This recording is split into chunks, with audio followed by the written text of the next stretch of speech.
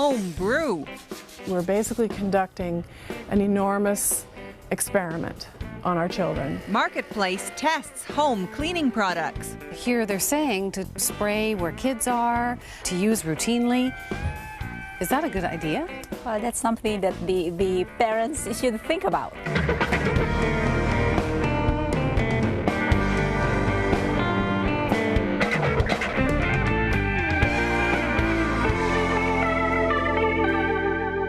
Hi, welcome to Marketplace. I'm Erica Johnson in Vancouver.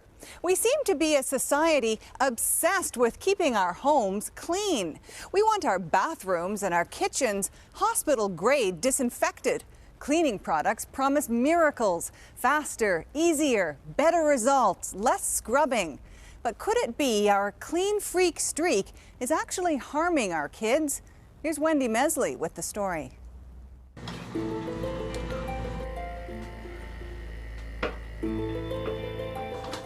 Sean Ellis is hunting for something. Something in this house that's invisible. In the air, maybe. It could be the house, we're not sure. Something that could explain why this family keeps getting sick. In the past year, I found that I was getting really stuffed up and I developed bronchitis. It doesn't seem to be getting better, it just seems to be getting worse. So I want to try and find out what's going on. Amanda Saul has severe respiratory problems. 5 weeks ago, she was rushed to the hospital because she couldn't breathe. I called Sean because I was having a lot of problems breathing-wise, and I wasn't sure if it had to do with the house, with the molds and stuff, or if it had to do with the quality of the house, or maybe even our cleaning products. Her oldest son, Kieran, is 3 years old. Like so many kids these days, he suffers from allergies, eczema, and recently, asthma. It's my oldest that I'm concerned about because he has asthma, so anything could trigger that. So Amanda turned to Ellis, a toxicologist who's begun marketing his services to anxious homeowners. Sean tests the air in people's homes, looking to see how many chemicals or other particulate matter may be floating there. There's a growing concern about the connection between people's health and their indoor environments. Sean tests for all kinds of things: mold, moisture, and more, he's testing for chemicals. Some of my clients using cleaners, especially if it's a combination of cleaners, can actually make them dizzy or have headaches. What he's talking about are cleaning products, like the ones Amanda and her husband use every day. Many of them contain chemicals.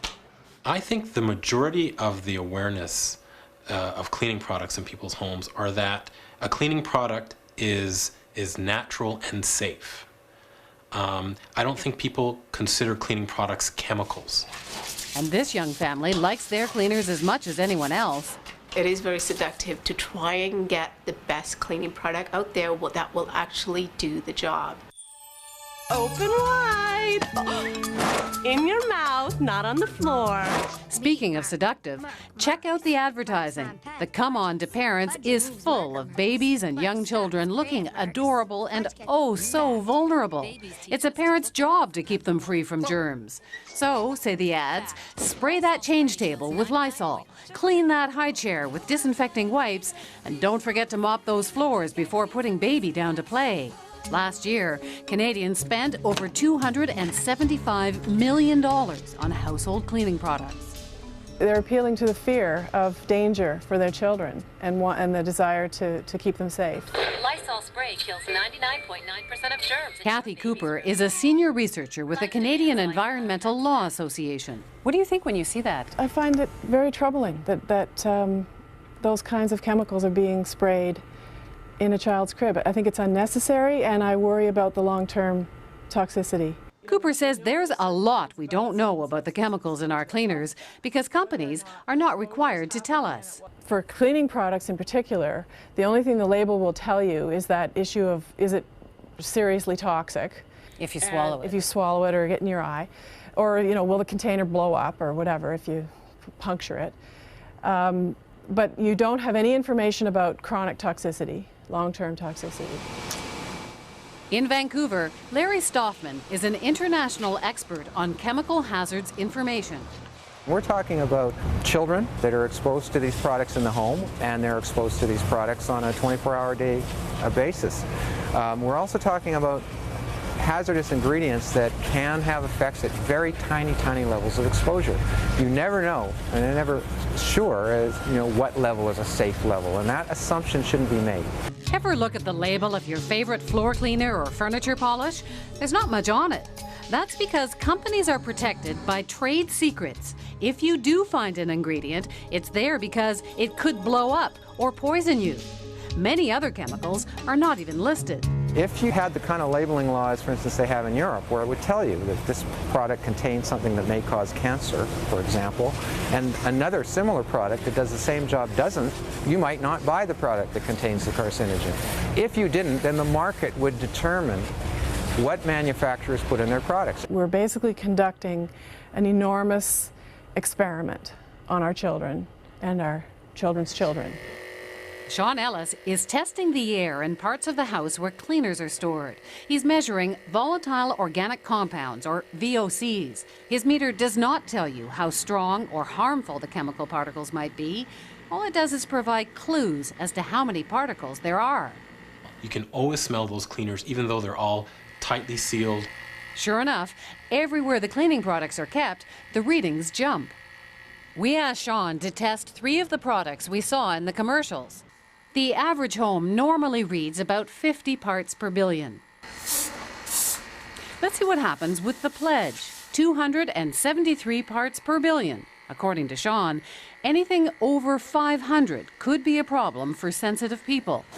What about Clorox wipes? So again, a simple wipe, and the levels jump up from the hundreds into the thousands here. And finally, the Lysol disinfecting spray. We're now in the parts per million as opposed to the parts per billion. So you're looking at about 12,000. That's about 1,000 times higher than the Clorox. I'm cleaning the counters, but am I doing something opposite where I'm affecting my kids' respiratory problems? We live in an increasingly chemical society. Experts don't know how dangerous these chemicals might be, but they are starting to worry. Dr. Gideon Corin is a pediatrician at the Hospital for Sick Children in Toronto. How can we, as one of the most advanced countries in the world, allow these to enter our household for small children without the appropriate testing to see that it's safe? Dr. Corin says young children are especially vulnerable, partly because of exposure. Everything goes into their mouths, and they virtually live on the floor. But also, young kids are more sensitive because they're still developing the basic body systems, the brain, the internal organs, the respiratory and immune systems. Even the reproductive system is not fully developed until adolescence. We got a call just last week from a supervisor in a daycare center. They said, well, we've been using some different cleaning chemicals in our daycare, and suddenly not only the staff but the children are complaining of problems, and they wanted to know what was in the cleaning products. There are no resources in this country for people like that to turn to. What is this? Dr. Corin and a researcher are conducting a study. They're looking at the babies of mothers who were exposed to chemical solvents in the workplace. This mother worked in the packaging area of a chemical plant that produces pesticides and fertilizers for commercial use. Baby Jenna is having her vision tested. We don't know her results yet, but research on other kids is in. So you're finding that vision is affected in some of these fetuses, babies. What does that indicate? What does that mean? Well, of course, vision is one of the functions of the human brain. So it means that these chemicals find themselves through mom, through the umbilical cord, into the baby, into the developing brain, and damaging functions there. And the baby is born already with a problem. Wipe this off. Jenna's mom was at least warned she was working with toxic chemicals. Manufacturers are obliged to release toxicology data in the workplace. When these same chemicals are used in the home, the exposure is lower, but no one knows what effect they may have, and there's no obligation to inform us. Dr. Corin isn't the only specialist to be increasingly concerned about what living in such a chemical society might be doing to our kids. Respiratory illness is the leading cause of admission to hospital for children.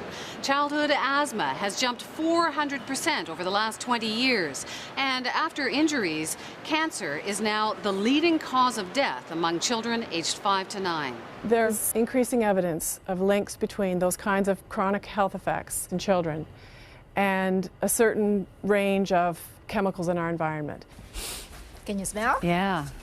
So we went to see a chemist, Dr. Virginia Solaris. She's an indoor air quality expert. And we asked her, what's in some of these products being marketed to young families? This is one product we're looking at, Lysol antibacterial action. It does actually list ingredients, ethanol, 79%. And not just any ethanol, says Solaris, it's denatured ethanol. She's put together a book for us full of data sheets which list the hazards of specific chemicals in the workplace.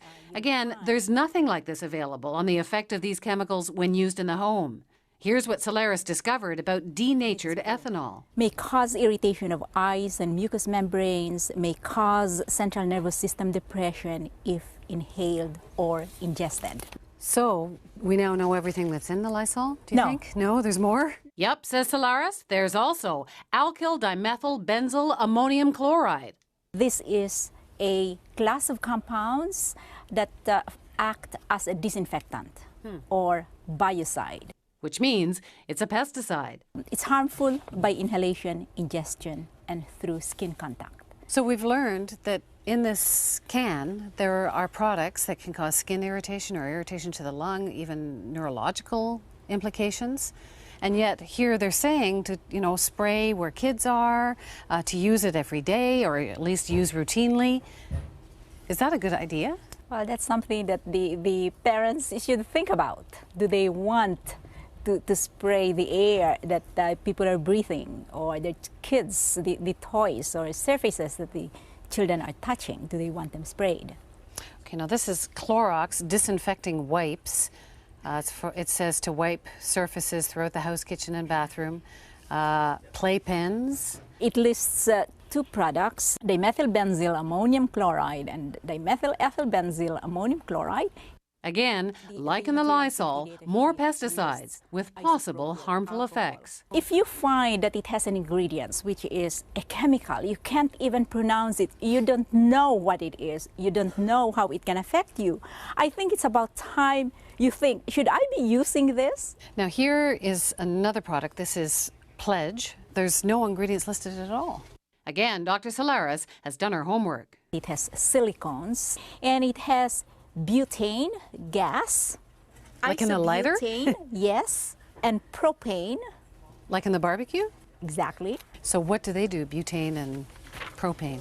May be harmful if inhaled. Eye irritant and narcotic, meaning it can affect the brain. And then there's the glass cleaners. What's in them?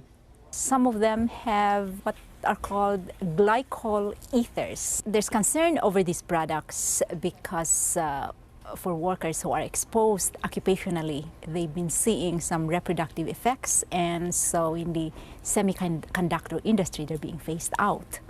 What about all the laundry detergents and fabric softeners? I think people assume that they're safe. Is there any cause for concern with chemicals in those?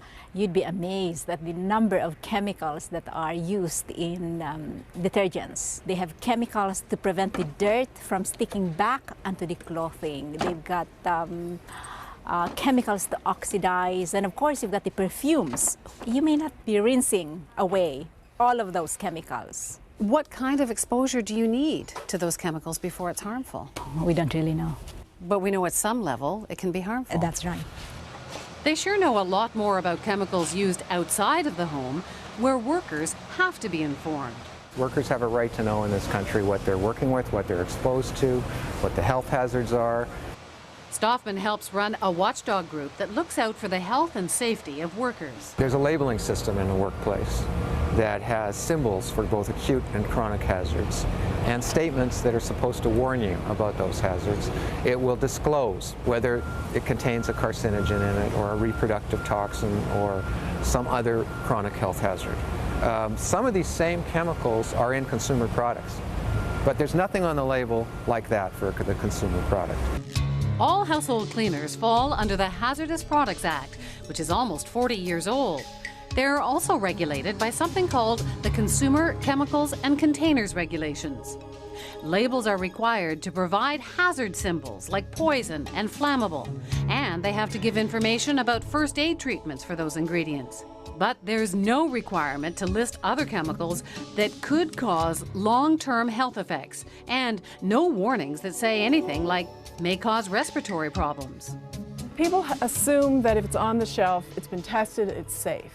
And you can't make that assumption all the time. You can't. Not with the regulatory framework that we have in place. People make that assumption because they trust the government agencies are actually looking after that. Yeah, and they shouldn't make that assumption with respect to the Hazardous Products Act in particular. That's a federal law that desperately needs to be updated. It only reacts to problems after they've been identified. And when people start getting sick? Sick or dying. I mean, the kinds of regulations that have been put in place have to do with where children's sleepwear has caught fire, or cords have gotten around their necks, or we found or lead in the paint on cribs, or all of those kinds of things. Those regulations were not put in place until after serious and/or fatal health problems occurred. There's some lapsus, some gap in the way we think. I would expect my government, my regulatory process, to expect such tests to be done before something is approved to be used where small children are growing. While Dr. Corrin's regulatory process, Health Canada sent us this email where they say the responsibility for assessing the hazards associated with a chemical product is that of the manufacturer or importer. We wanted to ask Health Canada about its role and about some of the concerns raised in this story, but they refused repeated requests for an on-camera interview. The makers of Lysol, Clorox, and Pledge said they were unavailable for an interview, and so did their trade association. Just doing a casual count, I noticed more than 10 different types of cleaners in your home. Meanwhile, back at the Sauls, Sean has just finished advising Amanda to cut back on some of her cleaning products. I think I'm going to go through all of them and try and find one or two that will work. But also another way I might do it too is to try and see what natural products are out there. And if there's a demand for that, the industry will provide it. So Amanda Saul has decided to cut down on the chemicals in her home. But she'll have to figure it out on her own. For the time being, at least, the government and manufacturers are under no obligation to help her.